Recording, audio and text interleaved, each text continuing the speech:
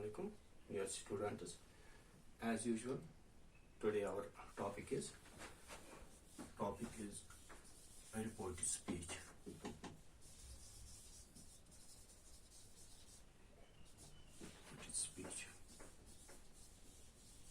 or narration, or direct and indirect. We have been dealing with this topic for a couple of days now. Today, the important component of this is I am going to take up. Like this, you have to remember it. You have to be very careful about it today. अभी तक हमने देखा, मैं repeat कर रहा हूँ थोड़ा सा जल्दी में, कि एक इस सेंटेंस में जब हम किसी की स्पीच को रिपोर्ट करते हैं तो इसमें उसको हम इन्वर्टेड कामा, एक्चुअल वर्ड्स में इन्वर्टेड कामाज में रखते हैं, तो वो डायरेक्ट हो गया. इसमें रिपोर्टिंग वर्ब होता है, रिपोर्ट स्पीच और रिपोर्टिंग वर्ब को कामा से अलग करते हैं. लेकिन जब इसको इनडायरेक्ट में अपने वर्ड्स में हम इसी बात को बता सकते हैं, हम चेंज इसका मीनिंग चेंज नहीं होना चाहिए, तो उसका हम इनडायरेक्ट. इसके लिए बहुत सारे रूल्स हमने पढ़े हैं जो हमने अभी तक. जैसे सबसे इम्पोर्टेंट है चेंज ऑफ टेंस. हमने चेंज करना है टेंस को रिपोर्टेड स्पीच का, ये इंपॉर्टेंट चीज. रिपोर्टिंग वर्ब का टेंस चेंज नहीं करना है, ये मैं बार बार रिपीट कर रहा हूँ और आपको ये याद रखना है. इसका टेंस हम वर्ड्स चेंज कर सकते हैं, जो अब हम लेने जा रहे हैं कि अब इसमें क्या है, कितनी इंपॉर्टेंट चीज है. ये आपके लिए बहुत इंपॉर्टेंट है जो आज का लेक्चर है नरेशन के ताल्लुक से. तो इसमें कुछ चीजें याद हैं. जैसे भी मैंने कहा रिपोर्टिंग वर्ब का टेंस नहीं चेंज करना है, हाँ वर्ड हम चेंज करें. जैसे पहले भी मैंने बताया, अगर सैड होगा तो हम उसको टोल्ड में लिख सकते हैं, आस्क या बैड या इनक्वायर्ड या आस्कड, ऐसे वर्ड्स का इस्तेमाल. मगर इस तरह टेंस चेंज नहीं होता है.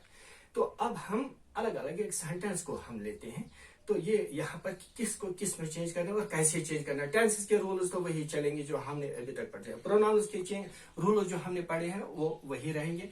यहाँ नियरनेस को फारनेस में चेंज करना है, वो तो हमने याद रखना है, वो हम किसी तौर पर बुला नहीं सकते. उसके तब कहीं जाकर अगर हमने ये सब याद रखा है तब कहीं जाकर हम आगे बढ़ सकते हैं. जैसे मैं देता हूँ, हमने पहले जो लिया था, जो सेंटेंस तकरीबन मोस्टली जो सेंटेंस हमने डील किए हैं वो तो असर्टिव सेंटेंस है.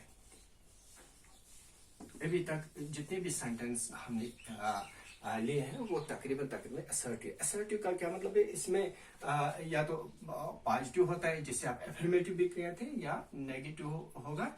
तो इन दोनों को मिलाकर हम असर्टिव सेंटेंस. अगर ऐसा सेंटेंस है वहां हम सेड के बजाय टोल्ड लगा सकते हैं.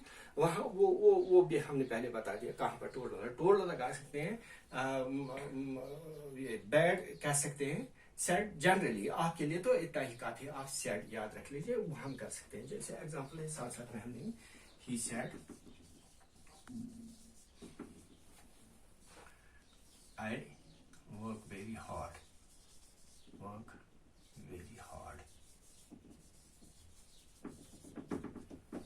ये सेंटेंस असर्टिव है. तो यहाँ क्या लिखेंगे, हमने वही कहा है, इसको यहाँ ऐसे रखेंगे, हम सैड ही रखेंगे, सैड दैट. बाकी चेंज करेंगे, हम चेंज ऑफ टेंस करेंगे, चेंज ऑफ प्रोनाउन करेंगे, नियरनेस टू फारनेस, ये सब करेंगे.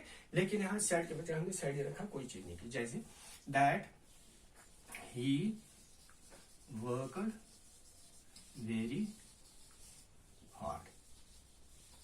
अब देखिए, present simple, I work very hard, past simple, वही रूल हम रिपीट नहीं करेंगे. आप ये सेंटेंस है असर्टिव, कुछ ज्यादा याद नहीं है. ये सेड हमेशा चेंज हो जाता है, या तो सेड ही या टोल्ड में. तो आप सेड ही याद रखिए, कहीं पर टोल्ड, वो भी मैंने बताया अगर सब्जेक्ट और ऑब्जेक्ट दोनों है तो वहां पर सेड के बजाय आप टोल्ड लगा दीजिए. दूसरा सेंटेंस है इंट्रोगेटिव. ये बहुत इंपॉर्टेंट है.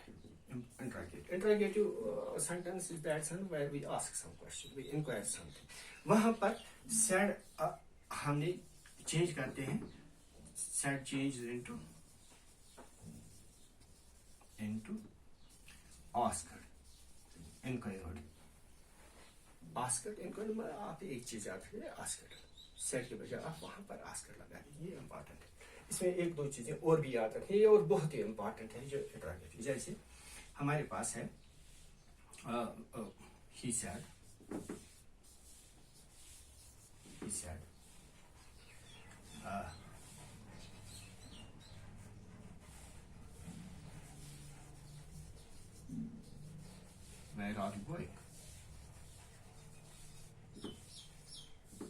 अब देखिए, रिपोर्टिंग वर्ब पास्ट टेंस है, रिपोर्ट स्पीच का टेंस चेंज करना है, और साथ में ये भी देखना है कि सेंटेंस क्या कौन सा है। सेंटेंस यहाँ पर नोट ऑफ इंट्रोगेशन पीछे देगा तो इंट्रोगेटिव है, तो यहाँ पर हम ये चेंज करेंगे, सेड को बजाय हम आस्कर लगा देंगे।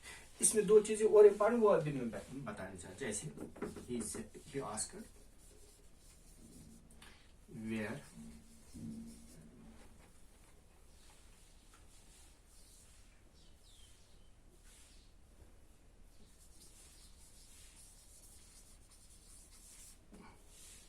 सॉरी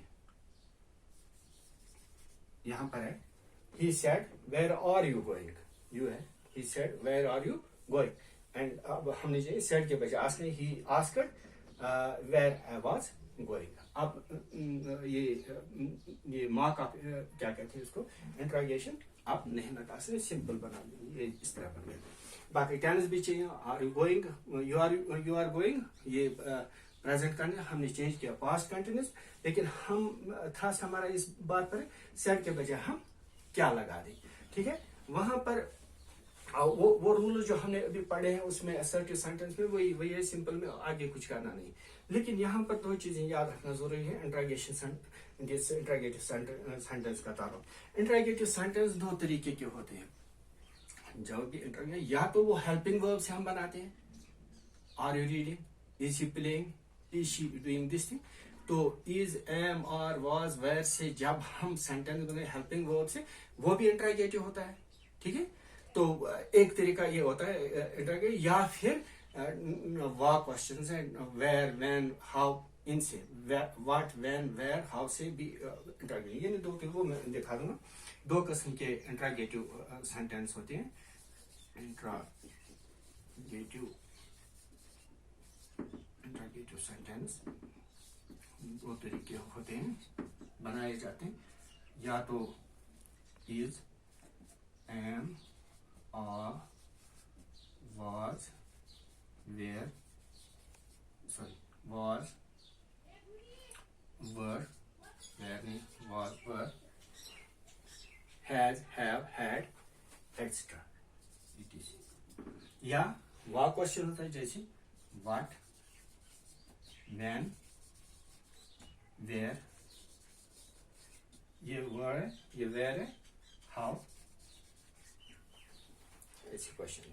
तो दो तरीके से इंट्रोगेटिव क्वेश्चन। अब ये क्यों बताने की इसकी क्या जरूरत पड़ी यहाँ पर, ये जरूरी है कि अगर हम ये क्वेश्चन अगर हम इंट्रोगेटिव क्वेश्चन अगर इज, एम, वाज, वेयर से है, अगर हमने अब इसको चेंज करना है, एक तो हमने आस्कर लगाना है, वो तो हमने पढ़ा, लेकिन अगर इज, एम और वाज, वेयर से तो कैसे शुरू करते हैं, ये इफ या वेदर से चेंज होता है, इफ लगा, और दैट का यहाँ पर इस्तेमाल नहीं होता है। दैट का इस्तेमाल यानी हम जब कॉमा रिमूव करते हैं तो अक्सर आपने देखा अभी तक नॉर्मली वी यूज दैट, लेकिन यहाँ पर अगर इंट्रोगेटिव सेंटेंस है इज, एम, और यानी हेल्पिंग वर्ब से शुरू हुआ, तो वहां पर हम क्या करते हैं, हम दैट का इस्तेमाल नहीं करते हैं, और इफ या वेदर का आप एक चीज है इफ का इस्तेमाल करें। फॉर एग्जाम्पल मैं देता हूँ, ही सेड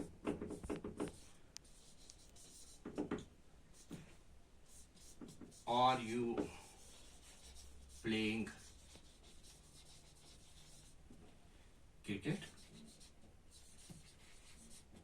अब देखिए यहां पर he said are you playing, बहुत तमाम रूल्स को हमें याद करना पड़ता है जब हम टेंस चेंज करते हैं। जैसे यहाँ पर ये रिपोर्टिंग वर्ब का टेंस हमने पहले बताया, अगर ये प्रेजेंट या फ्यूचर में तो इसका फिर आगे टेंस चेंज नहीं होता, ये पास्ट में तो उसका मतलब ये पास्ट में है तो यहाँ चेंज करना जरूरी है। अब हमने आगे क्या देखना है, अब हमने एक और बात देखी, ये इंट्रोगेटिव है, इंट्रोगेटिव वो भी ऑक्सिलरी वर्ब से शुरू हो गया, तो उसका मतलब है इफ से हमने चेंज, दैट नहीं लगाना है, इफ से चेंज करना है, या वेदर से। इफ मैंने बोला एक चीज आप, दूसरा इसका टेंस देखिए, आर यू प्लेइंग, ये कौन सा टेंस है, ये तो प्रेजेंट कंटिन्यूस है, इसको पास्ट कंटिन्यूस में चेंज करते हैं, ठीक है। बाकी अगर नियरनेस होता तो वो फॉरनेस में चाहिए। प्रोनाउंस का भी रूल है यहाँ पर, जैसे यहाँ पर यू है, ही सेड, यहाँ पर रूल हमने भी पढ़ा, ये ऑब्जेक्ट में जाएगा, तो मगर यहाँ ऑब्जेक्ट दिया नहीं, ये इंपॉर्टेंट चीज है। जब फर्स्ट पर्सन प्रोनाउन है तो वो सब्जेक्ट में जाता है, अगर सेकंड पर्सन प्रोनाउन यानी यू ऑब्जेक्ट में, मगर ऑब्जेक्ट यहाँ दिया नहीं। अगर दिया नहीं तो उसका मतलब है ये फर्स्ट पर्सन आई है, ये आई है या वही है। जैसे अब हम देखिए क्या करते हैं, हम लिखेंगे ही सैड, सैड के बजाय हमने बार बार इसको चेंज करेंगे आस्कर में, ही आस्कर, फिर if I was playing cricket. अब देखिए यहां बहुत सी चीजें आ गई, जैसे सेट के बजाय हमने आस्कर लगा है क्योंकि इंटरोगेटिव सेंटेंस है, वो भी हेल्पिंग वर्ब से। दूसरा हमने अब चेंज जब हमने किया तो हमने बोला हेल्पिंग वर्ब को जब चेंज करना तो उसको इफ से हम शुरू करते हैं, और दैट नहीं लगा दिया, हमने इफ लगा दिया। उसके बाद हमने टेंस चेंज करना, यू आर प्लेइंग या प्रेजेंट करना, उसको हमने चेंज किया पास्ट करना, आई वाज प्लेइंग। और यहाँ प्रोनाउन चेंज किया, प्रोनाउन यहाँ पर यू है, सेकंड पर्सन है, तो वो ऑब्जेक्ट में, जब ऑब्जेक्ट दिया नहीं तो उसका मतलब ये फर्स्ट पर्सन यानी ये आई है। If I was playing, you are playing, ये प्रेजेंट है, if I was playing cricket, बाकी हो गए। ये हो गया एक, यानी इंटरोगेटिव का एक तरीका। अब देखिए अगर ये क्वेश्चन है व्हाट, व्हेन, वेयर या हाउ से है, जैसे वो चेंज करते हुए हम इफ और वेदर का इस्तेमाल नहीं, दैट का तो होता ही नहीं, और इफ और वेदर का भी इस्तेमाल नहीं करते, बल्कि हम वहां से शुरू करते हैं। अगर व्हाट है तो व्हाट ही, व्हेन है, हाउ जो भी दिया है उसी से हम शुरू करते हैं। जैसे एग्जांपल है ही सेड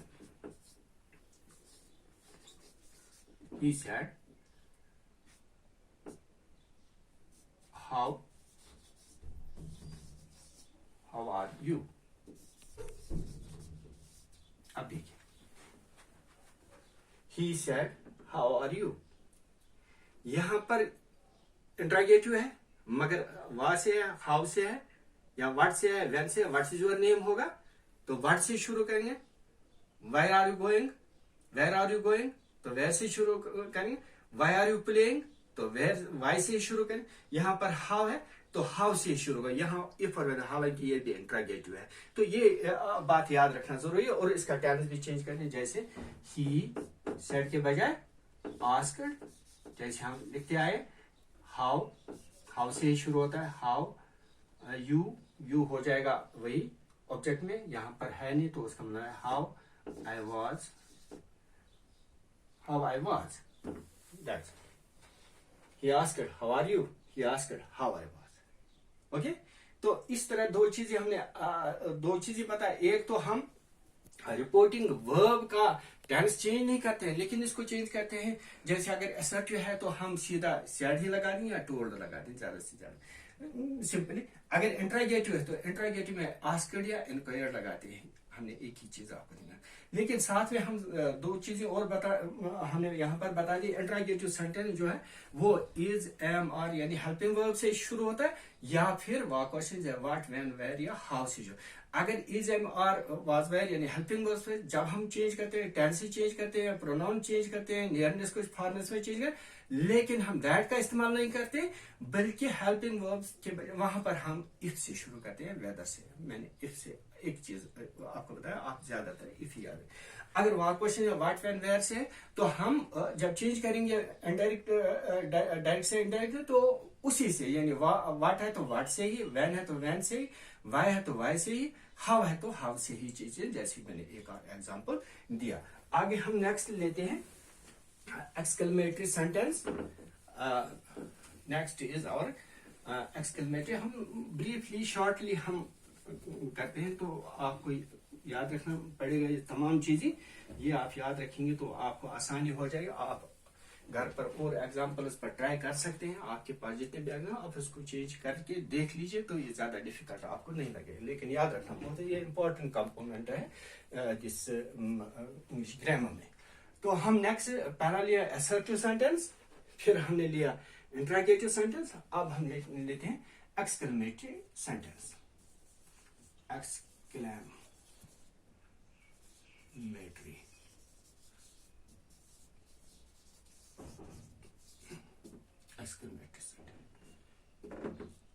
ये देखिए, उसकी निशानी होती है, नोट ऑफ एक्सक्लेमेशन पीछे दिया होता है, तो आप आराम से कर सकते हैं।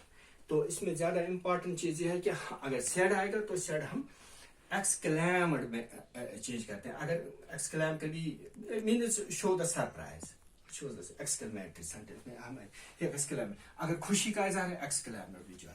अगर दुख का इजहार है एक्सक्लैम्ड विद सारो. दो तीन चीजें. अगर कुछ याद नहीं रहे तो आप सिंपली आप सीधा एक्सक्लैम्ड ही लिख सकते हैं.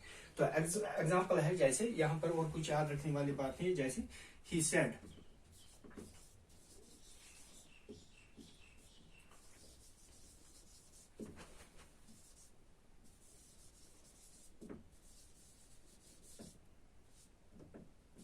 ये देखना जरूरी है. वाक, वाक जैसे नोट ऑफ इंट्रोगेशन पीछे दिया तो हम दूर से पहचान, क्योंकि देखना जरूरी. यहाँ पर वाट का इस्तेमाल हो गया. वाट हम अक्सर बच्चों में ये कंफ्यूजन पैदा करता है कि अगर वाट है तो उसका मतलब है ये इंट्रोगेटिव है. जनरली हम वाट इंट्रोगेटिव सेंटेंस, लेकिन यहाँ मार्क देखिए. मार्क क्या है?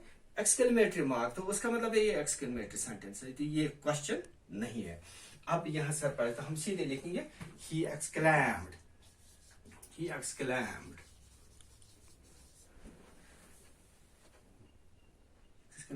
विथ जॉय हम कह सकते हैं, with Joy that it was a fine day. He exclaimed with joy that it was a fine day. तो इस तरह हमने इसको चेंज सिर्फ यहाँ exclaimed आ गया. अगर कोई किसी का रेग्रेट है, एक और समझा हमने. he said alas he is dead. He said alas he is dead means he shows the regret. He exclaimed with regret that he was dead. Okay. तो इसी तरह हम कहते हैं the captain said hurrah we won the match. These are some we change. This shows the happiness or sadness, whatever it is. He exclaimed with delight, with happiness that we won, that they had won the match, that they had won, we won the match, that they had won the match. ठीक है, ये था. Sorry, exclamatory sentence. Last but not the least, and very important, very easy to remember. Normally we are being asked this question. So exclamatory. Now that one is the imperative. Imperative sentence. I said the last but not the least means very important, very simple, very easy to remember. You have nothing to remember. It's very easy to change from direct to into indirect. सिर्फ ये कि imperative sentence में said के बजाय आप लिख सकते हैं said changed into, said changed into, advised, ordered, commanded,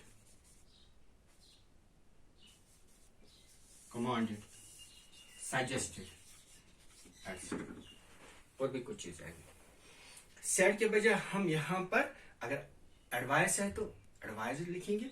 अगर ऑर्डर दिया है या कमांड लिखा, ऑर्डर लिख सकते हैं. सेड के बजाय ऑर्डर या कमांड के बजाय कमांडेड. सेड के बजाय कोई इनमें से कोई नहीं, यानी अकॉर्डिंगली. या सजेस्ट किया है तो सजेशन दिया. ठीक है, तो ये सब ये यहाँ पर आसान. और जब हम इसको कन्वर्ट करते हैं डायरेक्ट से इनडायरेक्ट, यहाँ कुछ टेंसेस का रूल सिर्फ इन्फिनिटी के पहले टो लगाना पड़ता है, सिर्फ उसके साथ टो लगाना पड़ता है.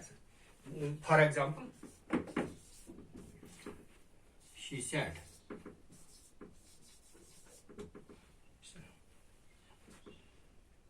she said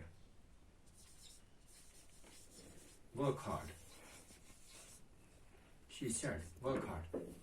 ये यहाँ पर सजेशन है, सजेस्टेड भी कह सकते हैं या एडवाइज्ड भी कह सकते हैं, जो आप समझे. ये अकॉर्डिंग टू द सिचुएशन है, ये सिचुएशनल होता है. जैसे कि कौन है, कौन कह रहा है, कौन ये कह सकता है. जैसे अगर इसके बाद कोई हमारा मेल्टर है या प्रिंसिपल है या कोई ये कह सकते हैं, वो हम ऑर्डर के तौर पर भी लेते हैं, एडवाइस के तौर पर. जैसे शी सजेस्टेड या she advised to work hard. टू देखो कितना आसान है और बहुत ही इंपॉर्टेंट है. सिर्फ हमने इसके साथ वर्ब के साथ हमने इसका कोई रूल नहीं, हमने क्या टेंसेस क्या क्या कौन सा टेंस, सिर्फ इतना याद रखा है कि इसके साथ फॉर्म ऑफ वर्ब के साथ हमने टू लगा दिया, बाकी सेम है। यहाँ पर सिर्फ हमने क्या ये एडवाइस है, क्या ये सजेशन है, क्या ये ऑर्डर है, क्या ये कमांड। जैसे एक और 2-3 एग्जाम्पल जिसमें जरूरी है। Principal said, the principal said,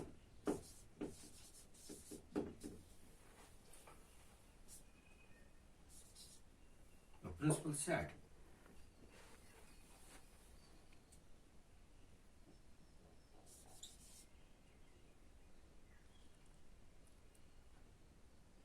the principal said, prepare your syllabus for unit test.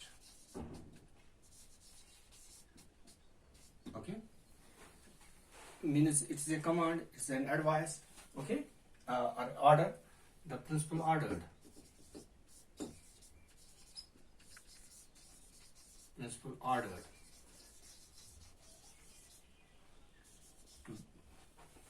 ordered to prepare ourselves for the unit test. Unit test. एक एग्जाम्पल और मैं देना चाहूंगा यहाँ पर। जैसे यहाँ पर ये इम्पोर्टेंट है इम्पेरेटिव सेंटेंस, इसको याद रखना जरूरी है। द डॉक्टर सेड,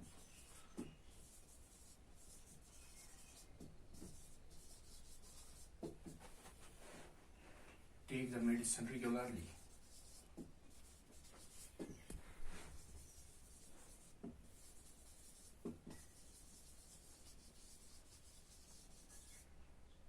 देखिए, the doctor said take the medicine regularly, तो हम क्या करेंगे, हम लिखेंगे द डॉक्टर एडवाइज्ड